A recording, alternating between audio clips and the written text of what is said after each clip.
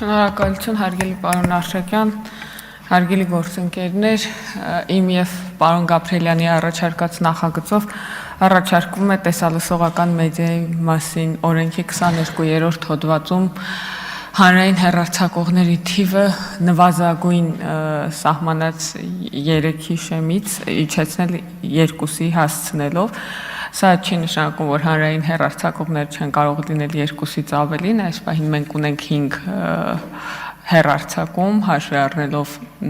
նկատի ունեմ հանրային միջոցներով սպասարկող 5 հեռարձակում, հաշվի առնելով հեռուստատեսությունը եւ ռադիոն։ Նախագծի արդյունքում ակնկալում ենք միջոցների ավելի արդյունավետ բաշխում, նկատի ունենանք, որ նախորդիվ հանրային հեռարձակողներից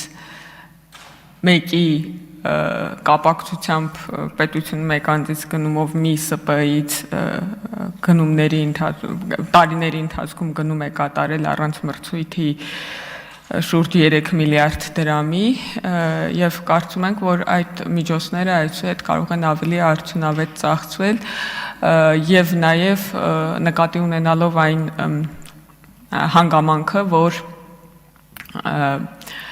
Հանրօգուտ մեդիա միջավայրի հիմնադրամը այդպիսի միջոցները, այդպիսի կոնտենտի բովանդակության համար նախատեսված միջոցները այսուհետ բաշխելու է,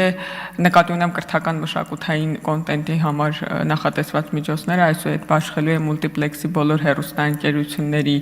միջև եւ բոլոր հեռուստաընկերությունները հավասար մրցակցային հնարավորություն կունենան այդ հանրային միջոցներից օգտվելու եւ ապահովելու մշակութային եւ կրթական բովանդակության բազմազանություն։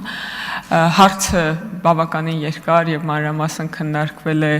կրթության, գիտության, մշակույթի, սպորտի, երիտասարդության եւ սփյուռքի հարցերի հանձնաժողովում։ Բազմաթիվ բովանդակային, արժեքավոր եւ կառուցողական դիտարկումներ ենք ստացել մեր ընդդիմադիր գործընկեր Տիկին Գալստյանից, այս պահին աշխատում ենք այդ առաջարկների տեխնիկական տեխնիկապես դրանք փոփոխելու հնարավորության վրա եւ հույս ունեմ, որ այդ փոփոխությունների իրականացումից հետո մեր ընդդիմադիր գործընկերները նույնպես կողմ կքվեարկեն, խնդրում եմ դրական եզրակացություն տալ իմ եւ պարոն Գաբրիելյանի նախաձեռնությանը, շնորհակալություն։ Չմոռանաք հավանել տեսանյութը եւ բաժանորդագրվել Civic AM-ի YouTube-յան էջին։